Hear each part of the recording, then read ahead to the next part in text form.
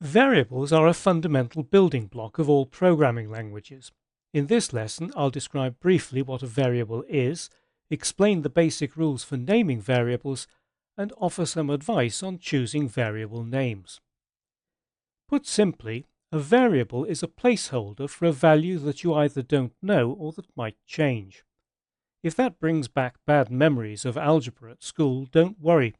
We use variables in everyday life without thinking twice about them. Hi, my name's David. What's your name?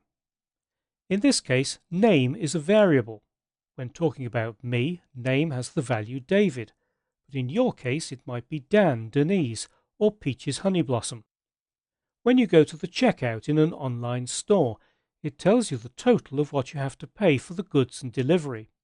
It's a different value each time, but it's always called total. So that's essentially what a variable is. The name of the variable always remains the same, but it can represent different values depending on the circumstances.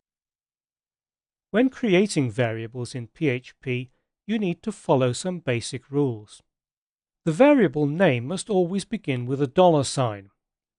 The first character after the $sign cannot be a number. You can't use any spaces or punctuation marks except the underscore. So in essence, you're limited to letters, numbers, and the underscore. And variable names are case sensitive. As long as you follow those basic rules, you can name your variables just about anything you like, with a couple of exceptions. This is reserved for use in PHP object-oriented scripts, and you should avoid using any of the reserved words listed at this URL on the PHP website. It's best to choose names that tell you what the variable is for. Some people use really short names of just 1 or 2 letters to try to reduce the amount of typing they have to do, but except in a handful of cases, which I'll explain later in this workshop, it's a really bad idea.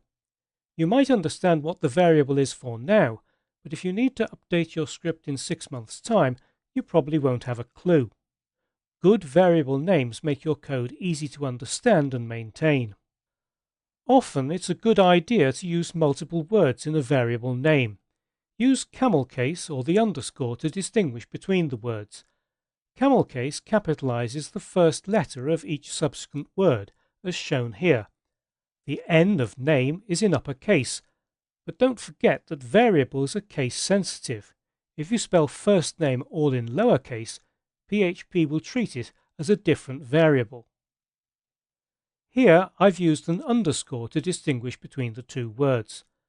Both naming conventions are equally acceptable. So to recap, always begin variable names with a $sign.